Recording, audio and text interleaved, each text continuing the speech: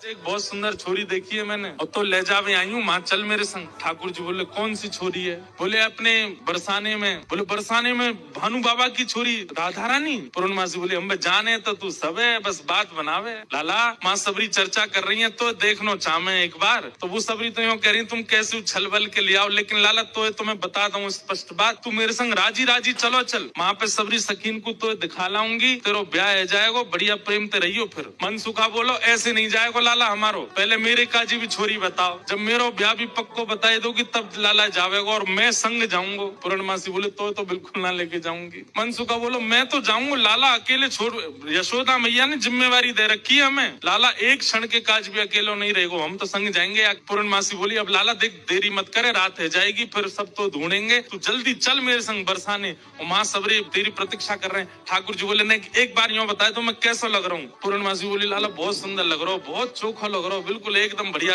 अभी गैया चरा रहे हैं, गोबर लगाए जगह जगह पे, लेकिन पूरी पूर्णमासी कह रही बहुत बढ़िया लग रहा हो लाला, ऐसी चलो चल। मनसुखा बोलो हम बता दे हम कैसे लग रहे हैं? तू तो ऐसा लग रहा हो कोई बंदर नहा के आयो हो, बाकी सबरे बाल चिपक जाए। मनसुखा बोलो तुम मुझे ज्यादा ना बोल रही, यूँ ना पता कि लाला अगर मैं इशारो कर दूंगा तो जावेगा नहीं बरसाने की ओर। पूर्णमासी बोली तू कर दे इशारो एक बार या मनसुखा बोलो लाला तू बरसानो नहीं जाएगा। पूर्णमासी बोली लाला संध्या हरी जल्दी चल। सोई ठाकुर जी चल दिए। मनसुखा बोलो लाला तेने बढ़िया हमारी यारी नभाई है, हम एक बार हमारी बात मान जा तो रुक जा तो नहीं। बोले अरे ब्याह के काज में 6 महीना ते इंतजार कर रहा हूँ, जैसे तैसे हेरो तो है ना, देखो तेरी बात बाद में मान लूंगा मैं, अभी जान दे। मनसुखा बोलो मैं भी चलूंगा। खूब पूर्णमासी ने मना करी, लेकिन मनसुखा बोलो मेरे बिना नहीं जाएगा, मैं चलूंगा। मनसुखा भी गयो। मनसुखा रास्ता में बोलो कैसो दिन आ गए हो भैया, बता दुल्हा पैदल पैदल जा रहा है, अरे कोई बैलगाड़ी तो मंगा ले, कोई घोड़ा तो मंगा ले, कोई ऊंट तो मंगा ले। पूर्णमासी बोली तुम जैसे इनके ब्याह है ना जी बहुत बड़ी बात है, पैदल ही चल दो। बोले देख मैं तो पैदल चलूंगा, लेकिन लाला पैदल इतना दूर बरसानो पैदल थोड़ी जाएगा। या के काजे अब तेरे काजे ऊंट कहाँ ते लाऊं मैं, तेरे काजे घोड़ी कहाँ ते लाऊं मैं? मनसुखा बोलो वैसे जरूरत तो ना है, तुम नेक और झुक जाओ तो तुम ही काफी हो, तुम पे बैठ जाओ। ब्रज में सब कुछ सुख मिलता है ठाकुर जी के साथ। पूर्णमासी नेक और झुक गई, ठाकुर जी अपने कंधा पे बैठा लिए, दोनों तरफ पैर लटका करके ठाकुर जी मुंह दिखाई करवे जा रहे हैं, अपनो ही मुंह दिखावे जा रहे हैं। पूर्णमासी कह रही लाला पहली बार आयो बरसाने? ठाकुर जी कह रहे हैं हाँ पहली बार आयो हूँ। बोले हाँ प्रत्यक्ष रूप में तो पहली बार लाला आयो है, वैसे तो जन कितनी बार आ चुको। खुद ही कंधा पे बैठे बैठे रास्ता बता रहे, आगे ते बाएं मुड़ जाइयो, यहाँ ते दाएं मुड़ जाइयो, यहाँ ते सीधे चलियो वही है। अच्छा पहली बार आयो तू? ठाकुर जी बोले ना आ चुका हूँ, लेकिन स्वप्न में आयो, स्वप्न में देखो मैंने बरसानो। लेकिन जैसे ही ठाकुर जी पहुंचे बरसाने, हर घर में मानो जैसे आनंद की अपने आप लहर छाने लगी, चंदन की सुगंधी आने लगी, शीतल वायु सबके अंग को स्पर्श करके आह्लाद प्रकट करने लगी। जिस रूप माधुरी का दर्शन आज तक नंदगांव गोकुल की गोपियां करती थी, आज उस रूप माधुरी का दर्शन बरसाने की गोपियां कर रही हैं। हर घर में गोपियां अपनी अटारियों पर खिड़कियों पर आकर के खड़ी हो गई हैं, श्याम सुंदर की मनोहर झांकी को देख रही हैं। पूर्णमासी जैसे ठाकुर जी को लेकर के कीर्ति भवन में पहुंची है, आहा सामने से कीर्ति मैया ने पहली बार लाला को देखो है, क्या रूप झांकी, क्या ठाकुर जी के सुंदर नेत्र, क्या ठाकुर जी की छवि। कीर्ति मैया को इतने भागे मन तो हुआ कि अभी गोद से उतारूं, अभी भामर पड़वा के ब्याह कर दूं लाली को। लेकिन जाए करके जैसे ही पहुंचे तो पहुंचते ही स्वागत ही ऐसा कि अच्छा तो जय है वो कारे कारे कारे काले कलूटे। ठाकुर जी की रूप माधुरी पर ही आक्षेप करने लगी सब। ठाकुर जी को बैठा करके सब सखियां घेर करके बैठी हैं और अब आपस में चर्चा करनी है। बीच में मनसुखा भी बैठा है। सखियां आकर के बोली मैया जमाई तो आयो संग में, मुंह दिखाई करवावे आयो संग में, पर ये अपने गांव ते बंदरन ने काई को लिया आयो संग में। मनसुखा बोला हम बंदर ना है, हम लाला के सखा हैं, हमारे कहे बिना कछु ना करे लाला। हम कहें तो उठे, हम कहें तो बैठे, हम कहें तो चले, हम कहें तो सोवे, हम कहें तो खावे। धीरे से देख रहे हैं ठाकुर जी, अब की मान जाइयो अगर कछु कहें तो, पिछली बार तो चल दियो। सब सखियां ठाकुर जी को कोई कान पकड़ के देख रही है, मैया कान तो ठीक है यहाँ के, नाक पकड़ के देख रही, मैया नाक ठीक है या की, आंखन में घूर घूर के देख रही, बोले मैया आंख ठीक है या की, मुखमंडल देख रही है, हाथ देख रही है, पाम देख रही है, चलवा के देख रही है, चलवा के देख रही है, सब गोपी करी मैया चाल तो बढ़िया है, लेकिन नेक ऐसी लगे जनानी सी, जनानी समझे, ऐसा लगे नेक नेक कोई छोरी चल रही है का। अरे ना लाला हमारो जब गैया चरावे जावे तब देखो बिल्कुल ऐसी मर्दानी सी चाल चले, ऐसा मत कहो। सब ठाकुर जी को घेर करके विविध विविध प्रकार की बातें कर रही हैं। एक गोपी बोली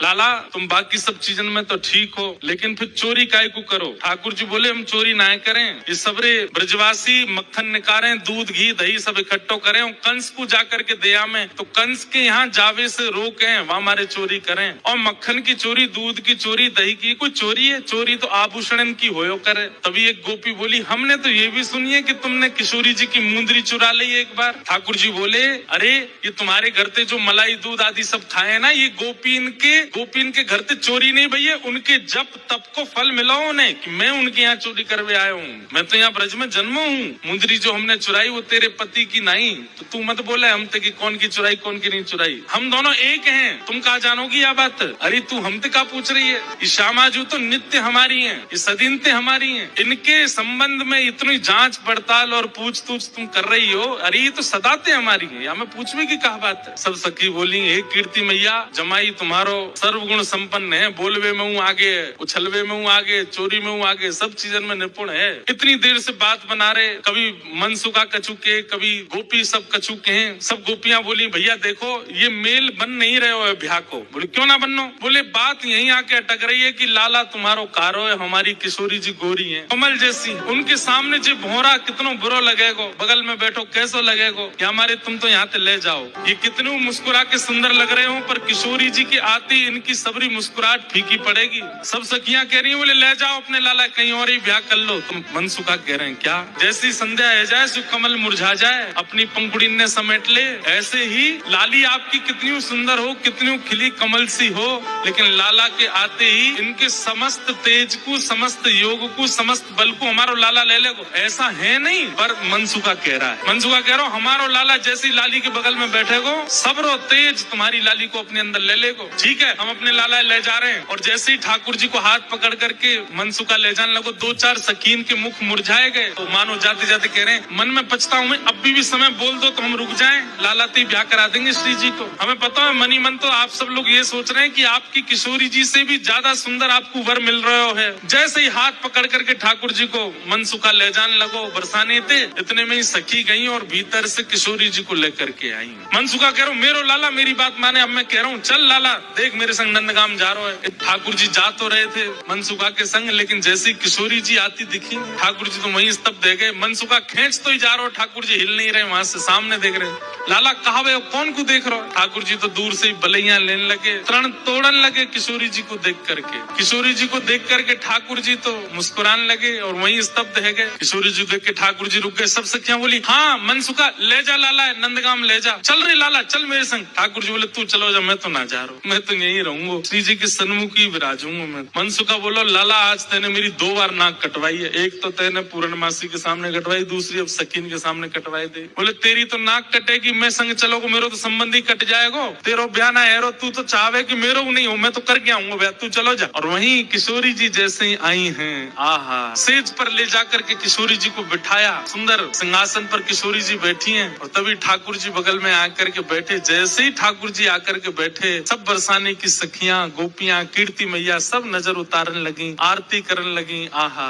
इतने सुंदर लग रहे हैं दोनों, आनंद में भर गए सब। ठाकुर जी तो बस किशोरी जी को ही निहार रहे हैं और कोई छवि नेत्रन में आई नहीं रही है। ठाकुर जी तो ऐसे निहार रहे हैं मैं मानो जैसे नवीन कोई उपमा प्रकट। किशोरी जी के सामने जैसे बैठे, कीर्ति मैया से पूर्णमासी बोली मैया देख लो कैसी छवि लग रही है, कैसा अद्भुत लग रहा है स्वरूप। मैया बोली ना मैं तो मनी वैसे ही चिंता कर रही, वास्तव में ऐसा लग रहा हो कि जैसे मानो हमारी लाली और ये लाला दोनों एक दूसरे के काजे ही बने हैं, दोनों की छवि एक दूसरे के काजे ही प्रकट भई है। ठाकुर जी के बगल में बैठती किशोरी जी कैसी लग रही है, मानो जैसे किशोरी जी तो कोई स्वर्ण की अंगूठी है और वह स्वर्ण की अंगूठी में नील मणि श्री कृष्ण लगे हुए। दर्शन करके सब सखियां सब बरसाने की गोपियां निहाल हो गई। सब कहने लगी मैया अब तो तुम मुहूर्त मत करवाओ, अब तो तुम कोई की प्रतीक्षा मत करो, ब्याह कर ही दो, आज लाला सही हाथ पड़ गयो आगे। कीर्ति मैया मनी मन विचार कर रही, बोले विवाह तो मन में तो है ही चुको है, मन में तो सबके भामर पड़ गई है ठाकुर जी की और किशोरी जी की। ठाकुर जी ने तुरंत अपने गले की माला उतारी और उतार करके किशोरी जी के गले में डाल दी। सब सखियां खड़ी देखती रही, ठाकुर जी वरमाला कर गए किशोरी जी को।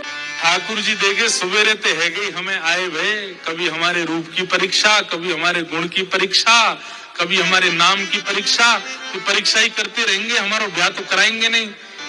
ठाकुर जी ने अपने गले की माला उतार के चुप किशोरी जी के गले में डाली और वहां से तुरंत भाज गए नंदगाम। बोले नंद के लाला की